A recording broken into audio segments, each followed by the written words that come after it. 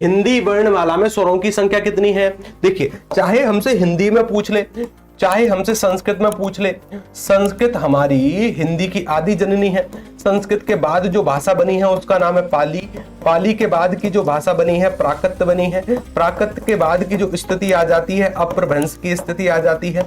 अपभ्रंश के बाद जो निर्माण हुआ है वो हमारी हिंदी का हुआ है, ठीक है ना। अगर मैं आपसे कहता हूं कि मुझे बताइए संस्कृत भाषा में कितने स्वर हैं, तो आप 13 बताओगे।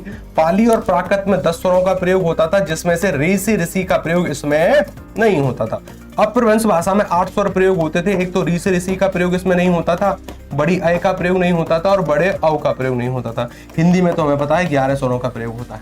कभी 13 उत्तर मत करना, ठीक है। चलिए, विकल्प सी विल बी द उत्तर। अगर हाँ, ध्यान रखिएगा, अगर 11 विकल्पों में नहीं है तब तो हम संस्कृत को मान्यता प्रदान करते हैं, और संस्कृत में कितने हैं? 13। फिर तो 13 उत्तर कर देना।